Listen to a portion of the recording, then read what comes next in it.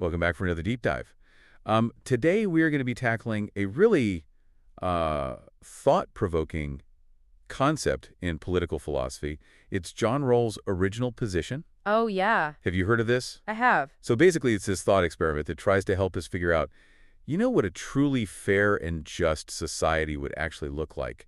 And we're going to be using the Stanford Encyclopedia of Philosophy's entry on the original position as our guide today. Great source. It's a really great source. I mean, for anyone who's not familiar with it, the Stanford Encyclopedia of Philosophy is like a super well-respected, peer-reviewed online resource for all things philosophy. So, yeah. That's a good one. So imagine you're like tasked with designing a society from scratch, right? Like, how would you even begin to ensure that it's fair? I mean, that is the challenge that John Rawls was trying to take on with his idea of the original position. Yeah, and it's a really, really influential concept in political philosophy. It comes from his famous book, A Theory of Justice. And it's basically this thought experiment that he uses to help us figure out what the most just principles for a society would be. Okay, so we're talking about like the foundations of a just society. Yeah, So exactly. not like specific laws or policies, but like the core principles Exactly. that everything else is built on. So the idea is that we imagine ourselves in this original position, where we're behind what Rawls calls a veil of ignorance. Ooh, veil of ignorance. That sounds kind of ominous. What is that? Yeah, it's a little bit spooky, but basically it means we have to make decisions about how society should be structured without knowing anything about our own place in it. Okay, so like you don't know your social status, your wealth, Right. your race, gender, talents, Yeah. even like your personal values. Exactly. All of that is hidden from you. Wow, so it's like a total identity reset. Yeah, you're stripped down to the bare essentials of being a rational person. Okay, but why would we choose to be ignorant like that? I mean, it sounds kind of counterintuitive. Right. Well, the idea is that by stripping away all of these personal details, we're forced to think about what would be fair for everyone, not just for ourselves. So it's a way of ensuring impartiality. I can see how that would be super important when you're trying to design a just society. Absolutely. Like, you don't want to just recreate the same inequalities and injustices Right. that we already have. Exactly. So how does this veil of ignorance connect to the original position? So in the original position, we're basically in this hypothetical situation where we're all behind the veil of ignorance and we're trying to come up with a social contract, the basic principles that will govern our society. Oh, okay, so it's like a negotiation. So Exactly. we're negotiating from a place of like radical impartiality Right. because we don't know who will be in this new society. Exactly. So we have to consider what would be fair for everyone. Exactly. Yeah, and Rawls argues that this is the best way to arrive at principles that are truly just. Okay, so it's like a thought experiment to test out different principles of justice Right. and see which ones would actually hold up Exactly. if we were all starting from a position of equality. Yeah, and it's important to note that Rawls isn't saying that this is how societies are actually formed. It's a thought experiment, a way of getting us to think about justice in a different way. So it's not like a historical account of how societies came to be. No, it's more about like a philosophical tool for analyzing the concept of justice. Got it. So it's not about like what happened in the past. It's about what should happen in the future. I see. So it's like a way of setting a standard for how we should think about justice, Right. even if we can't perfectly achieve it in the real world. Exactly. Okay, I'm starting to get the idea. But I have to admit, it still feels a little bit abstract to me. But how do we actually go about making decisions in this original position? If we don't know anything about ourselves or our values or our interests, it seems like it would be pretty chaotic. Yeah, that's a good point. It's definitely a challenging thought experiment. But Rawls does give us some guidance. He argues that the parties in the original position are still rational. They're motivated by self-interest, but they also possess what he calls a sense of justice. Okay, so they're not just like randomly picking principles out of a hat. No. They're actually trying to come up with something that makes sense. Exactly. They're thinking strategically. They're trying to figure out what would be the best outcome for themselves. But they're also aware that they need to create a society of stable and just, because otherwise it's not going to benefit anyone in the long run. So it's like a balancing act Right. between self-interest and a sense of justice. Exactly. Okay, I'm starting to see how this could work. But even if we assume that everyone in the original position is rational and has a sense of justice, how do we make sure that the principles they come up with are actually fair? That's where Rawls introduces what he calls the formal constraints of right. These are basically like ground rules for the negotiation process. They ensure that the principles that are chosen meet certain criteria to be considered fair and workable. Okay, I'm intrigued. Let's dive into these formal constraints. What are they all about? Okay, well, first of all, the principles have to be general. They can't be tailored to favor specific individuals or groups. Right, so no special treatment or exceptions for certain folks. Exactly. It's about establishing a level playing field. where everyone is subject to the same rules and has Hmm. the same opportunities to thrive. Makes sense. They also need to be universal, meaning they apply to everyone equally, regardless of their circumstances. Okay, so no picking and choosing who gets to benefit from these principles. Right. It's about fairness for all. What Exactly. else? Rawls also emphasizes ordering, meaning the principles have to be clear and consistent, so they provide a clear way to resolve conflicts and make decisions. Okay, so no wishy-washy guidelines. Right, exactly. We need a solid set of rules that everyone can understand and apply fairly. Got it. What else? And one of the most crucial constraints, and one that often sparks debate, is publicity. Publicity. What does that mean in this context? It means that the principles of justice have to be publicly known and acknowledged by everyone in society. Okay, so it's not enough for them to be, like, written down somewhere. Right. They actually have to be out in the open. Exactly. Rawls insists that everyone needs to know what the rules are and why they're in place. Why is that so important? Well, for one thing, it's about transparency and accountability. If the principles of justice are hidden or secret, then it's easy for people in power to abuse them or to manipulate them to their own advantage. So publicity acts as a safeguard against corruption. Exactly. But it's more than just that, isn't it? It is. It's also about respect for persons. Right. Like, if we're going to be governed by these principles. We have a right to know what they are and to understand the reasoning behind them. So it's about treating people as autonomous agents Yes. who are capable of making their own informed decisions. Exactly. I like that. Yeah, it's a really important aspect of Rawls's theory. It shows that he's not just concerned with abstract principles, but also with the way those principles affect real people's lives. That makes sense. Okay, so we've got these formal constraints of right, which are like the ground rules for choosing principles of justice in the original position. But how do we actually make those choices? Like, how do we decide which principles are the most just? That's where Rawls introduces the maximin principle. Okay, maximin principle. Another new term. Yeah, a bit of a mouthful. But it's actually a pretty simple idea. It basically says that when you're faced with a choice between different options, and you don't know which option will lead to the best outcome, you should choose the option with the best worst-case scenario. Okay, so it's like a risk-averse approach to decision-making. Exactly. You're trying to minimize the potential for harm, Right. even if it means sacrificing some potential gains. So how does this apply to the original position? Well, imagine you're behind the veil of ignorance. You don't know what your place in society will be. So you have to consider the possibility that you could end up in a really bad situation, like you could be poor or sick or discriminated against. Right, that would be awful. Exactly. So according to the maximin principle, you should choose the principles of justice. That would make that worst-case scenario as good as possible. Okay, I'm starting to see how this works. But wouldn't that lead to a really cautious or even like a stagnant society? That's a common criticism of the maximin principle, but Rawls would argue that it's not about choosing the absolute safest option.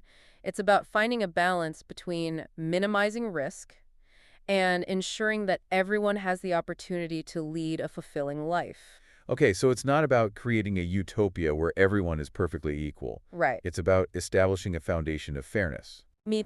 that allows everyone to reach their full potential. Precisely. I like that. So how does the maximin principle lead us to choose Rawls' principles of justice over other alternatives like utilitarianism? Well, utilitarianism says that we should aim for the greatest happiness for the greatest number of people, which sounds pretty good on the surface. Yeah, it does. But it can have some problematic implications, especially when you consider it from the perspective of the original position. Okay, how so? Well, imagine a scenario where sacrificing the basic rights of a small minority would lead to a significant increase in happiness for the majority. Ooh, that gets ethically murky pretty quickly. Right. So you're saying utilitarianism could potentially justify some pretty unfair outcomes, Exactly. even if they result in a net increase in happiness overall. Precisely, and that's a risk that rational individuals behind the veil of ignorance would be unwilling to take. They wouldn't want to gamble with their own basic rights and liberties, even if it meant a chance at greater happiness for others.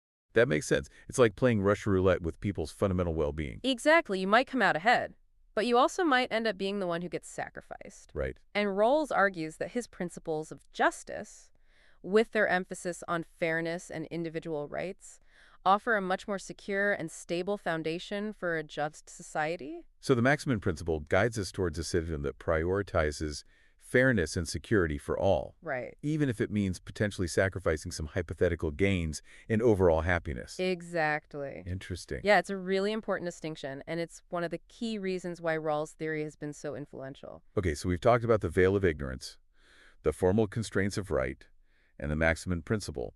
These are all really important parts of Rawls' theory of the original position. Yes, they are.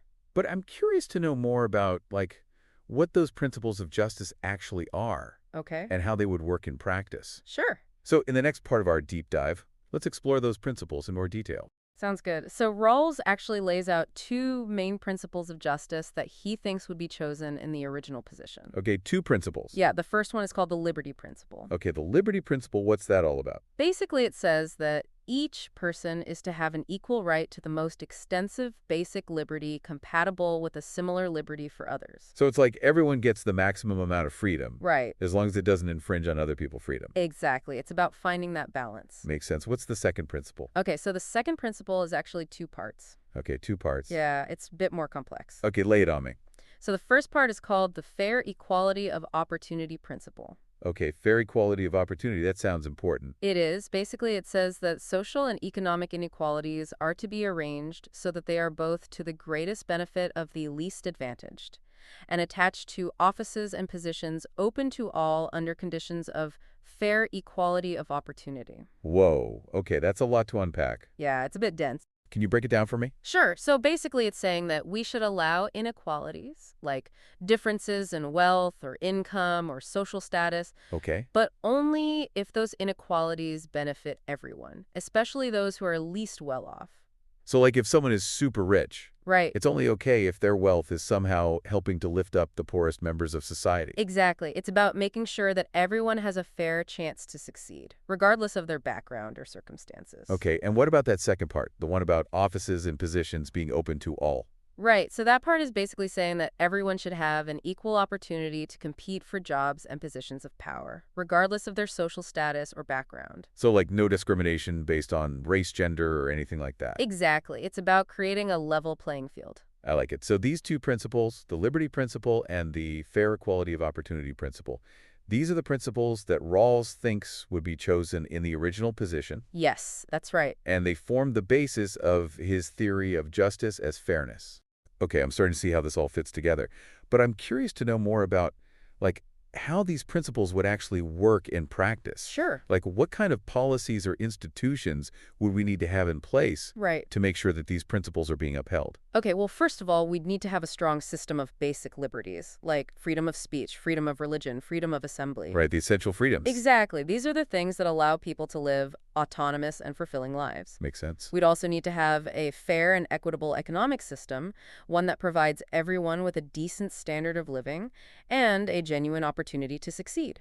So like things like universal health care, affordable housing, quality education. Exactly. Those are all important parts of a just society. What else? We'd also need to make sure that everyone has equal access to opportunities, like education jobs and political participation. Right, so it's not just about having the freedom to do things. Right. It's also about having the resources and the support to actually make those freedoms meaningful. Exactly. It's about creating a society where everyone has a fair shot. I like it. So these are some of the practical implications of Rawls' principles of justice. Yes, And it sounds like they would require some pretty significant changes they would. to the way our society is currently structured. Absolutely. Rawls is not afraid to challenge the status quo. But I think that's what makes his theory so compelling. I agree. It's a vision of a truly just society. Yes. One that is based on fairness, equality, and respect for all persons. Exactly. So it's not just an academic exercise. No. It's a call to action. And is. A challenge to create a better world. Exactly. Okay, so we've covered a lot of ground here. But I know that Rawls' theory isn't without its critics. True. So in the next part of our deep dive, let's explore some of the main objections that have been raised against the original position. Sounds good. So I know that Rawls' original position has been super influential, but it's also been pretty controversial, right? Yeah, definitely. Like, what are some of the main criticisms that people have raised against it? Well, one common one is that the whole idea of the veil of ignorance is just too unrealistic. Okay, too unrealistic. How so? Well, critics argue that it's impossible for us to completely detach ourselves from our own personal identities and biases. Right, like we can't just pretend that we don't know who we are or what we care about. Exactly, and they say that this makes the original position kind of a useless thought experiment. Like it's too abstract. Right, it doesn't really tell us anything about how to achieve justice in the real world. So it's like saying that the original position is a nice idea in theory, but it's not very practical. Exactly. What are some other criticisms? Another common one is that Rawls' principles of justice are too egalitarian. Okay, too egalitarian. What does that mean? Well, critics argue that Rawls' principles don't sufficiently reward individual effort or talent. So they're worried that a society based on Rawls' principles would be kind of like a leveling down. Right, they think it would discourage people from striving for excellence. Because why bother working hard if you're not going to be rewarded for it? Exactly. That's an interesting point. So it's like the classic debate between equality and meritocracy. Right. Like, how do you balance the need for fairness with the need to incentivize people to achieve their full potential? Exactly. It's a tough question, and there's no easy answer. Are there any other major criticisms? Yeah, there are a few others. Some people argue that Rawls' theory is too individualistic. Okay, too individualistic. How so? Well, they see that Rawls focuses too much on individual rights and not enough on communal values or the common good. So they're worried that a society based on Rawls's principles would be kind of atomistic. Right, like a bunch of individuals pursuing their own self-interest without any sense of shared purpose or solidarity. That's an interesting critique. It seems like there's a tension there between individual rights and the common good. Definitely, and it's something that any theory of justice has to grapple with. For sure. Well, we've covered a lot of ground today. We've explored the basics of Rawls' theory of the original position. We've looked at his two principles of justice. And we've considered some of the main criticisms that have been raised against his theory. Yeah, it's been a really interesting discussion. I agree. It's definitely given me a lot to think about. Me too. And I think it's important to remember that even if we don't agree with everything Rawls says, his theory is still incredibly valuable. I agree. It forces us to think critically about what a just society would look like. And it challenges us to consider the needs of all members of society, not just those who are like us. Absolutely. So on that note, I want to thank you for joining us on this deep dive into John Rawls's original position. I hope you found it as thought-provoking as I did. Thanks for having me. And be sure to check back next week for another deep dive into the world of ideas. Until then, keep those mental gears turning.